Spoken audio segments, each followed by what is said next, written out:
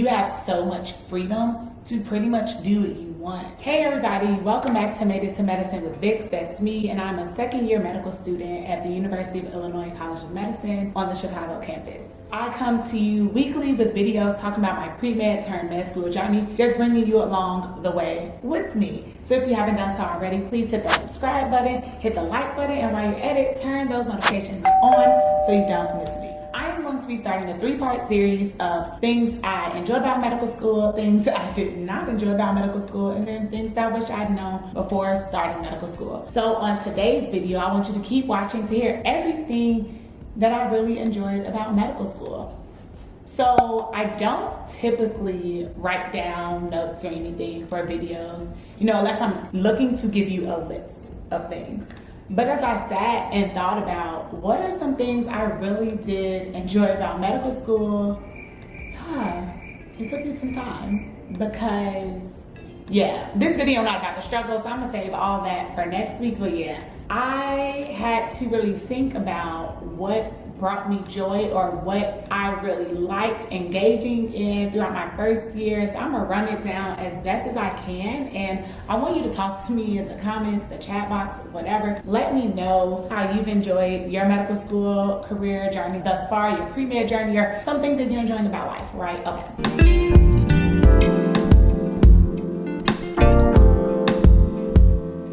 So I started medical school fall 2021, which is really still summer because we started in August, but they call it the fall semester. And we started with the hybrid model because white coat ceremony, hours before our white coat ceremony, we got an email that people in our class had contracted COVID, and due to that, for safety precautions, we're going to be online. Check out my video up here about how I had a COVID scare because I apparently had come in contact with this person, and I also had some symptoms and I thought I had COVID. But I didn't have it that time, it was really just a cold. But anywho, so I really enjoyed the hybrid model because hybrid in the first 2 weeks actually meant completely online. And when I first started online classes during the pandemic, I struggled mightily, like really, really badly, because I went from going to classes to just boom, you're online, forced to focus for an extended period of time. But I've now been doing the online thing for over a year. So I'm just like, all right, cool. This is great for me because now if you want to, you can wake up 5 minutes before class starts and still be on time, still be engaged, still be focused. But also if you want to get up and make breakfast and bring your computer to the kitchen with you, make your tea, make your coffee, or when we have 10-minute breaks, that's a quick enough time to hop in the shower and then you can get dressed while you're in class and learning. Pro tip, please be sure that you are muted and your video is off, because how awkward would that be? You're doing all these things and everybody can see you, because that is actually a distraction to other people. But for me, when I'm doing other tactile things, it keeps me focused a little bit more. Blame my brain. Don't really know why that works, but it does. All right, and number 2, I also really like the flexibility once we did completely go to hybrid. So if you wanted to, you could go in person for the same lectures as were appearing on Zoom. As for me, I still chose to be at home for these lectures just because if I can cut down on the time that's taking me to commute back and forth from my apartment to campus, then that's more time that I could be spending studying or engaging in something else of joy. So I really appreciated that. But then when we did switch to solely in-person learning, because they took away the hybrid model, that forced me to get out of my comfort zone, working with people, working with classmates who I don't necessarily sit next to, or I've probably never even seen or spoken to a day before in my life. And I enjoyed the way our classrooms are set up. Maybe I'll give y'all a tour of that at some point, but we're in these team-based learning rooms. So you sit with the same team of people for the entire first year. There's a microphone, 2 microphones on your table, and a computer screen on the wall. So that whatever is being projected that the professor or the lecturer is talking about, it pops up on your screen as well, in addition to me having it on my computer or my iPad. And for our pathology or histology classes, we will go in and they would literally just cut the recording because it was all like, okay, I want you to find these things and work with your team and pull it up on the big screen TV so that you can point out where is the submucosa, where's the mucosal layer, where's the epithelium, where are the goblet cells. And I did find that when I was using the hybrid method, I would just be like, oh, okay, yeah, I know what that is, yeah, that's cool, and they'll make you want to put stamps on it. But let me speak in first person, I was less likely to participate because there are other people already putting their stamps on there, or it's not enough time for me to think about it since they're moving quicker than I could. But in person, we all were just kind of on the same speed, and I found that to be very helpful for my academic growth. And on my final exam, I actually performed really well on pathology and histology. I got one question wrong, but I was really upset about that, but that's okay. In addition to that, I just think that medical school, with classes not being mandatory at my school, that is, we only have to come in on average about 2, sometimes 3 days a week for some classes. I think that just gives you the opportunity to live your life. If you're a parent, you can structure in child care time, or if you're caring for someone else, you can structure all that stuff in. As for me, it's really just me. I don't have any pets, but I do have plants. And most of my time, like first semester, I was waking up at 4 o'clock in the morning because I knew I was getting really distracted with social media throughout the day with other people. So I got to do all my studying on the front end of the day, and by the latter end, around 2 p.m., I'm watching TV, I'm going for walks, I'm talking to family and friends on the phone, I'm going swimming, or I'm going to work out. You know, you can just structure your life however you really want to structure it. And to me, that's what's better than college or high school or elementary school. In high school and elementary school, you're required to be at school from this time to that time. Like, you have to be there for this full 7-8 hours and focusing for that much time. But like for me, if I've worked for 3 hours and I see that mentally I'm tapped out, I could take a break for 3 hours if I want to, and then I could jump back in for another 3 hours. Or I could take this 30-minute break. You know, like, you have so much freedom to pretty much do what you want. But in the same token, you have to be disciplined, because although there's like a guided schedule for what you should do, like if they say we have 5 lectures on Monday, 3 lectures on Tuesday, 2 lectures on Wednesday, and Thursday and Friday we have to come into campus for either our team-based learning or our core case, or a HIS class, which is health and illness and society, or like an advisory meetup. Those mandatory sessions, you gotta be there. And if you don't show up, you're gonna get a doc on your professionalism. Then if you get like 2 docs or something for it, then you could potentially not pass. But who wants to not pass? Not because they failed an exam, but because they didn't show up to class. Like, that just doesn't make sense. But being disciplined, I made a reel about this on Instagram. It's like,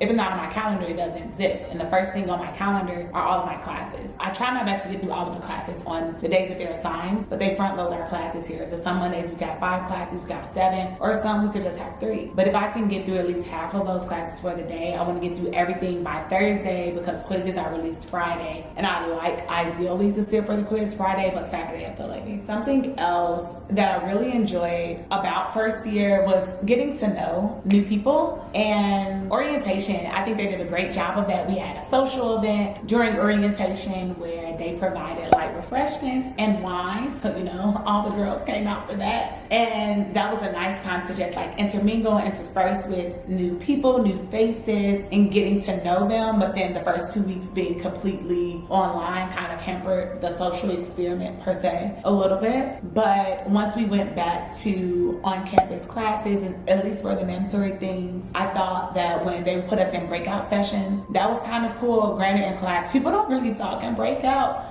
but when you're in your advisory house, like, I think we were more likely to turn on our cameras, or, you know, what is it, group think? If one person turns on their camera and starts talking, that was encouraging other students to do the same. Now towards the end of the school year, it didn't matter. No one was turning their cameras on, no one was really participating, because people were really burned out and just tired. But by then, I'd known a few more people, but I really did enjoy meeting new people. And I always think it's so interesting or fascinating, like, how you create your core group of friends. I think like the next time I'm in a situation or a predicament like this, I'm going to pay a little bit more attention to it, because how is it that I'm so close to certain students and have never seen the other students before? Is it based on like personality or things in common, or like, is it just fate? Is it destiny? You know, was it just supposed to be that way? And I guess like the final thing that I have to say that I really did enjoy about my first year of medical school is the opportunity to shadow and explore various specialties, have SIGs, so that is student interest groups, and you can join as many as you want or don't join any and just like attend various events that these groups are having, but you are free to explore. And I love that. I came in really thinking and knowing like ortho. I want to be an orthopedic surgeon. And then I shadowed it and I still thought that it was interesting because I love surgery, but I kind of walked away needing just a little bit more. And like I wanted, at this time I didn't know what that more was. And then I shadowed urology and found out that was not the more that I needed, because I really thought that urology was just bladder. But then when I hit the renal block, I don't know, it wasn't just the bladder.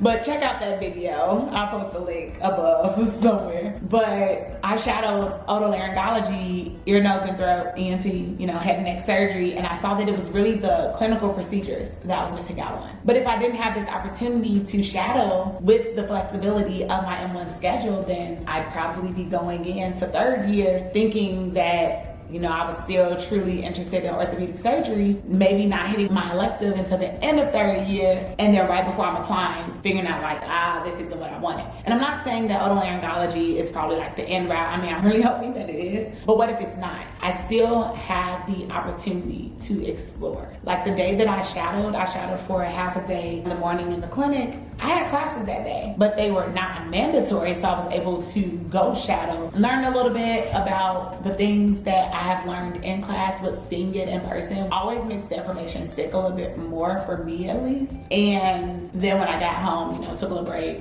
ate lunch, and then got back into completing my work. So I think that, yes, medical school is hard. Yes, it is challenging. Yes, it really does suck.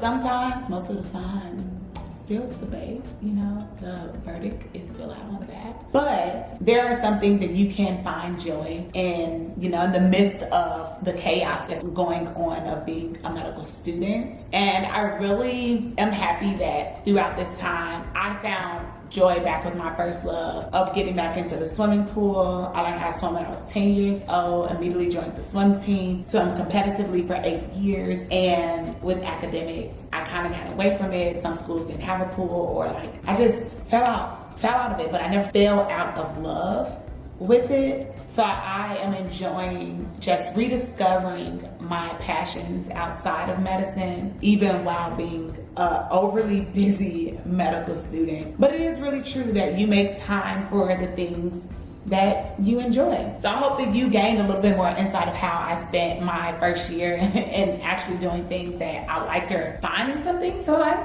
about the first year. And come back next week when I tell you all the things that I did not like about my first year. And I already have things crossing my mind. I'm certain that I will not have to write this down, which is kind of crazy, but I did want to start on a positive note. And the bad things aren't necessarily going to be bad, but it's just gonna be my little spin, my little take on it. But I hope y'all enjoyed this video, and if you haven't done so already, please like, subscribe, share the video, turn the notifications on so you don't miss a beat, and I'll catch you next time.